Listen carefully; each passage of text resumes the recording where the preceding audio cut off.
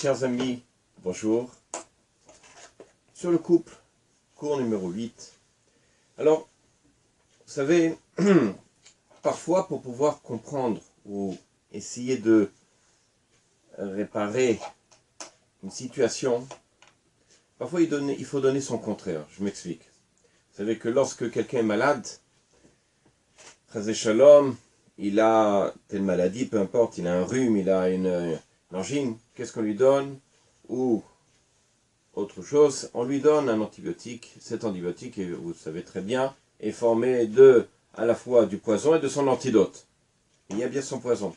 Alors pour comprendre évidemment le problème dans un couple, on va essayer de parler du poison, on va dire comme ça, pour essayer de trouver l'antidote. Le poison c'est quoi? Alors, c'est le divorce.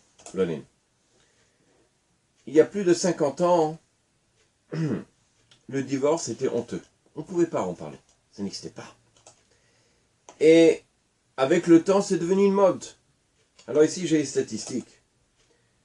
En 2011, je parle en Israël, j'ai les statistiques d'Eretz. En Israël, en 2011, il y avait plus de 10 370 couples qui divorçaient en Israël.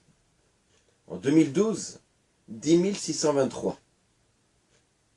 En 2013, 11 249 couples qui divorçaient.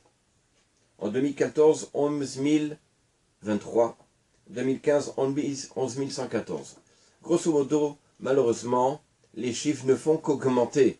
C'est-à-dire qu'en l'espace pratiquement de 5 ans, il y a eu plus de 50 000 couples qui ont divorcé. Ça veut dire que si on fait le calcul dans une moyenne, que dans un couple il y a 2 enfants, ça veut dire qu'il y a plus de 100 000 enfants qui vivent seulement avec un des parents. Je ne sais pas si vous vous rendez compte de cette folie-là. Alors, que se passe-t-il? Quels sont les problèmes? Comment est-on passé de la honte à une mode? Et surtout, malheureusement, on voit les divorces commencer dès la première année. Alors, je suis sûr que la plupart des couples ont déjà malheureusement pensé, à un moment donné, de casser, de couper le lien matrimonial. Alors, après les disputes, après les problèmes dans un couple, on a souvent ces personnes qui disent « j'ai aucun rapport avec elle » et elle a dit « j'ai aucun rapport avec lui ». Quelle erreur, c'est une bêtise. Et elle répond « mais moi, je n'arrive pas du tout à te comprendre, je n'arrive pas ». Alors, on a cette idée, et bien il y a une option. L'option c'est quoi? C'est le divorce. Désolé, le divorce, ça n'est pas une option. Alors, vous voulez des options? Alors on va essayer d'en trouver. En cas de problème dans un couple, on va essayer de définir les différentes options qu'il y a pour éviter justement le divorce. Ce sont les différents cours que vous allez avoir par la suite. Bien entendu, j'ai oublié de mentionner que le cours est dédié à la Refoua Shelema de Eliaou ben Peretz et de Yoshua ben Etoile Nijma. Et c'est l'Eloui Nishmat, et à la mémoire aussi de Charlène Sarah Chayabat Gabriela et de Gilles David ben Kemissa Ratachem.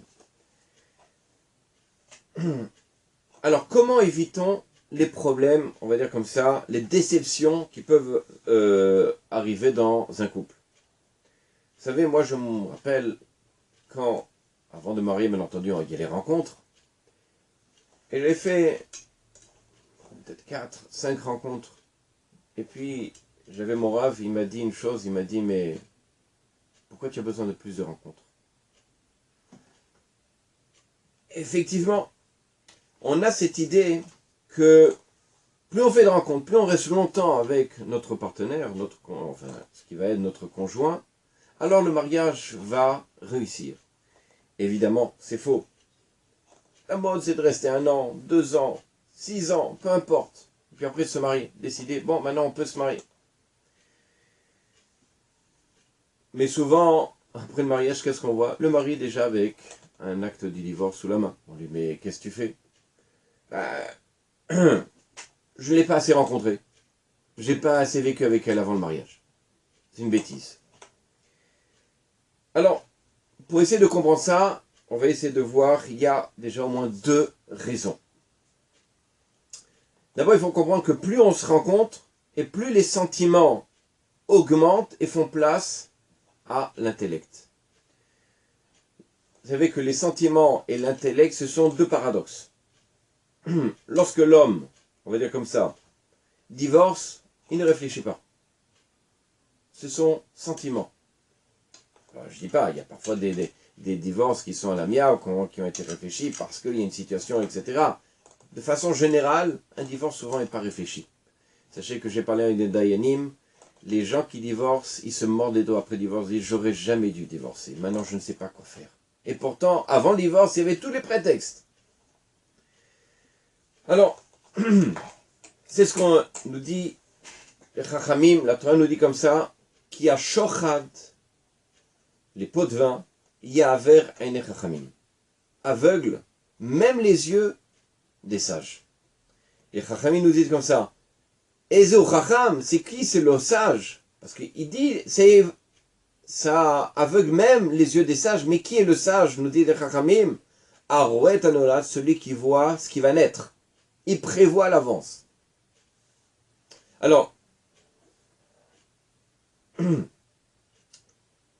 encore une fois, le temps qui est avant le mariage, on peut dire comme ça, chaval à la semaine. C'est dommage. Dommage pour tout ce temps perdu. Ce qu'il faut, c'est se projeter vers l'avenir. Savoir qu'est-ce qu'on veut lorsqu'on va se marier. Une fois, il y a comme ça un couple, une femme qui appelle son rave, et en pleurant, allô rave, j'en peux plus, j'en ai marre. Oui, mais qu'est-ce qui se passe? Mon mari, il est nerveux. Mais qu'est-ce qu'il y a? Mais quand il frappe dans le mur, mais sa main, elle sort de l'autre côté. Mais vous n'êtes pas rencontrés avant? Combien de temps vous êtes rencontrés avant? On était ensemble pendant 1 an et demi. Mais vous n'avez pas remarqué cette chose-là? Si, un petit peu. Mais vous comprenez, je l'aimais beaucoup. Et je faisais pas attention à ça. Alors, c'est ça la situation. C'est qu'on cache, on laisse tomber, c'est pas grave, ça va aller. Après le mariage, ça va être mieux. Et puis c'est l'erreur. Ou comme des situations où la maman, elle voit son fils et dit, mais je comprends pas. Tu as vu ton amie là? Tu veux te marier avec elle, mais tu as vu sa main elle tremble, je sais pas, elle a quelque chose peut-être de bizarre. Le fils il dit, bah ça va, mais l'essentiel c'est elle marche droit, hein, elle marche droit, tu vois pas qu'elle marche droit, enfin presque. On est aveuglé. On est aveuglé par justement les sentiments. Plus on reste avec la personne, plus on oublie quel est notre objectif. Vivre avec elle, c'est pas vivre. Ou vivre avec lui, c'est pas vivre 1 an, 2 ans. C'est vivre toute une vie. Créer une maison, des enfants. Et beaucoup d'épreuves sont là. Le problème c'est, vous savez, on appelle ça, l'homme n'est plus le Meller. Meller c'est quoi? C'est le roi. Le roi c'est quoi? C'est Mem Lamed Chaf. C'est quoi le Mem Lamed Chaf? Le Mem c'est le Moar, c'est l'intellect. Lamed c'est le cœur. Et Chaf c'est le Kavet, c'est le foie, c'est-à-dire l'action. Mais avant d'arriver à l'action et au cœur, il y a déjà l'intellect. On doit être toujours Meller, être capable de régner sur nos sentiments. C'est ça le Meller, c'est ça le roi. Le roi est capable de travailler l'intellect avant le cœur. La deuxième raison des problèmes, c'est que souvent avant le mariage, le mari, il a mis un masque, et la femme, elle a caché son, on va dire comme ça, sa jambe de bois. Mais qu'est-ce qui se passe après le mariage? Le mari, coucou, c'est moi. Ben, c'est comme ça, c'est la vie, c'est la nature, je peux pas changer, tu m'acceptes comme je suis. Et la femme, eh ben, si c'est ça, tiens, hop, tu vois, j'ai ma jambe de bois, qu'est-ce que c'est? Non. Arrêtons de se mentir avant le mariage, de faire comme on est beau, comme on est gentil, etc. Soyons vrais. Le mariage, c'est pas une histoire de jeu, chasé shalom. Mais montrons vraiment notre personne. La personne que l'on est avant, c'est la personne que l'on doit être après.